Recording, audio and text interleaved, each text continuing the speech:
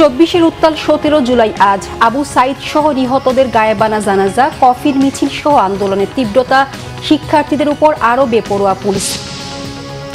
ইরানের বিদ্যুৎ কেন্দ্র, ক্যান্সার হাসপাতাল, সেতু, বিমানবন্দর সহ বিভিন্ন অবকাঠামোতে মার্কিনী হামলা, নিহত 7, যুদ্ধাপরাধের অভিযোগ তেহরানের। দেখছিলেন সংবাদ শিরোনাম, এবার বিস্তারিত।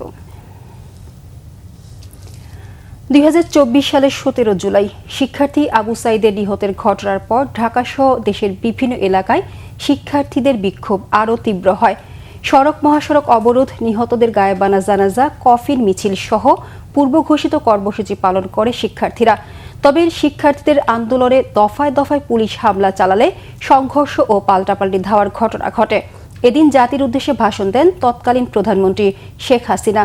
তবে তার বক্তব্যে শিক্ষার্থীদের দাবি আদায়ের প্রতিফলন না ঘটায় পরিস্থিতি আরও ঘোলাটে হয়। মুবাশির হাবেদের রিপোর্ট। 16 জুলাই আন্দোলনরত শিক্ষার্থীদের ওপর ছাত্রলীগ ও পুলিশের হামলায় রংপুরে বেগম রোকেয়া বিশ্ববিদ্যালয়ের শিক্ষার্থী আবু সাহিদ সহ সারা দেশে অন্তত 6 জন নিহত হয়।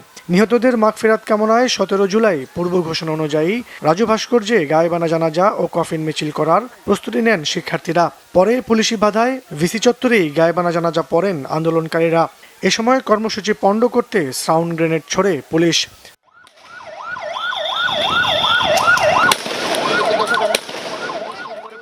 গায়েবানা জানাজা শেষে পুলিশের ব্যারিকেড ভেঙে আন্দোলনকারীরা টিএসসি অভিমুখে যাত্রা করলে আবারও কয়েক রাউন্ড সাউন্ড গ্রেনেড ছোড়া হয়।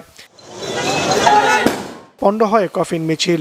এরপরই শুরু হয় হলে হলে পুলিশের সাউন্ড গ্রেনেড ও টিয়ার গ্যাস নিক্ষেপ। এতে হলপাড়ায় শুরু হয় পুলিশের সাথে ছাত্রদের ধাওয়া পাল্টা ধাওয়া। পুলিশের সাথে হামলা চালায় ছাত্রলীগও। প্রায় ঘণ্টাব্যাপী চলে এমন অবস্থা। হল ছাড়তে বাধ্য হন সাধারণ শিক্ষার্থীরা।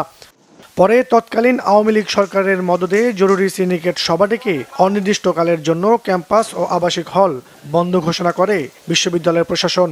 একই সাথে সন্ধ্যা 6টার মধ্যে সব আবাসিক শিক্ষার্থীদের হল ছাড়তে নির্দেশ দেওয়া হয়। এদিন শিক্ষার্থীদের ওপর হামলার প্রতিবাদে ঢাকা বিশ্ববিদ্যালয়ের প্রতিটি আবাসিক হলে ছাত্রলীগ নেতাকর্মীদের ওপর চড়াও হন আন্দোলনকারীরা। শিক্ষার্থীরা সংগঠিত হয়ে ঢাকা বিশ্ববিদ্যালয় সহ দেশের বিভিন্ন বিশ্ববিদ্যালয়ে ছাত্রলীগের নেতাকর্মীদের হল থেকে বিতাড়িত করে হলের কর্তৃত্ব নেয় ও আন্দোলন চালিয়ে যায়। অবস্থা বেগতিক দেখে এদিন সরকার ইন্টারনেট সেবা বন্ধ রাখার নির্দেশ দেয়। জাতির উদ্দেশ্যে ভাষণ দেন তৎকালীন প্রধানমন্ত্রী শেখ হাসিনা। তবে তার বক্তব্যে শিক্ষার্থীদের দাবি আদায়ের স্পষ্ট প্রতিফলন না ঘটায় পরিস্থিতি আরও ঘোলাটে হয়। শিক্ষার্থীদের কোনো বক্তব্য থাকলে পরবর্তীতে সারা দেশে কমপ্লিট শাটডাউন ঘোষণা করে শিক্ষার্থীরা। মুবাশির আহমেদ, বাংলা ভিশন, ঢাকা। বাংলাদেশকে স্বল্পোন্নত দেশের তালিকা থেকে মসৃণ, টেকসই ও স্থিতিশীল উত্তরণ নিশ্চিতে ইউরোপীয় union, group of 77 and China তাদের সমর্থন পুনর্ব্যক্ত করেছে। নিউ ইয়র্কে জাতিসংঘ সদর দপ্তরে বাণিজ্যমন্ত্রী খন্দকার আব্দুল মুক্তাদিরের সঙ্গে সংস্থা দুটির আলাদা বৈঠকে তারা এই সমর্থন পুনর্ব্যক্ত করে। বাণিজ্যমন্ত্রী এলডিসি উত্তরণের প্রস্তুতির জন্য 3 বছর বাড়ানোর বাংলাদেশের অনুরোধে যৌক্তিকতা তুলে ধরেন। বলেন, চলমান অর্থনৈতিক ও রাজনৈতিক রূপান্তর, বৈশ্বিক অর্থনৈতিক অনিশ্চয়তা, জ্বালানি খাতের চ্যালেঞ্জ এবং চলমান কাঠামোগত সংস্কারের সফল বাস্তবায়নের স্বার্থে অতিরিক্ত সময় দরকার। এ সময় বাংলাদেশ ও ইউরোপীয় ইউনিয়নের মধ্যে মুক্ত বাণিজ্য চুক্তি বিষয়ে আলোচনা শুরু হওয়ায় স্বাগত জানায় ইইউ। রাষ্ট্রদূত লরা দুপুই লাসেরে বাংলাদেশের প্রস্তুতির সময় বাড়ানোর পক্ষে উপস্থাপিত যুক্তিকে শক্তিশালী ও গ্রহণযোগ্য বলে অভিহিত করেন। সরকারের বাস্তবমুখী সংস্কার কর্মসূচির প্রশংসাও করেন।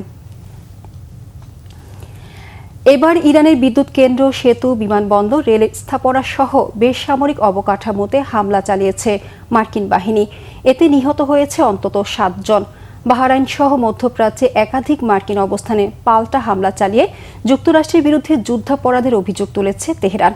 সমঝোতা স্মারক ভঙ্গে নতুন হামলা শুরুর 6ষ্ঠ রাতে বৃহস্পতিবার খুজেস্তান, হরমুজগান আর সিস্তান বেলুচিস্তান প্রদেশে আঘাত হানে মার্কিন বাহিনী। বেসামরিক অবকাঠামোয় হামলার বিষয়ে আগের দিন হুমকি দিয়েছিলেন মার্কিন প্রেসিডেন্ট ডোনাল্ড ট্রাম্প। বন্দর আব্বাসে রেল স্থাপনা, খামির বন্দরে 2টি সেতু, ইরান শহরে বিমানবন্দর ছাড়াও আবাসিক এলাকায় হামলার খবর পাওয়া গেছে। আহ্বাজ শহরে শিশুদের ক্যান্সার চিকিৎসা কেন্দ্র, শহীদ বাকাই হাসপাতালের কাছে হামলার অভিযোগ তুলেছে তেহরান। কেমোথেরাপি থামিয়ে 211 জনকে হাসপাতাল থেকে সরানোর ছবি প্রকাশ করেছেন ইরানের পররাষ্ট্র মন্ত্রণালয়ের মুখপাত্র ইসমাইল বাঘাই। তিনি সামাজিক মাধ্যমে লিখেছেন, কাপুরুষোচিত এই হামলা জঘন্য অপরাধ এবং আন্তর্জাতিক আইনে যুদ্ধাপরাধ। এদিকে কুয়েত ও বাহরাইনে মার্কিন বাহিনীর রাডার ও আকাশ প্রতিরক্ষা ব্যবস্থা লক্ষ্য করে আত্মঘাতী ড্রোন ও ক্ষেপণাস্ত্র হামলা চালিয়েছে ইরান। মার্কিন বাহিনীকে মধ্যপ্রাচ্য থেকে তাড়িয়ে হরমুজ প্রণালীতে একচ্ছত্র আধিপত্য নিশ্চিত না হওয়া পর্যন্ত কঠিন হামলার হুঁশিয়ারি দিয়েছেন ইরানের সেনা মুখপাত্র ব্রিগেডিয়ার জেনারেল মোহাম্মদ আকরামিনিয়া। এই ছিল এখনকার মতো। পরের সংবাদ সকাল 11টায় দেখার আমন্ত্রণ রইল। এতক্ষণ সাথে থাকায় ধন্যবাদ।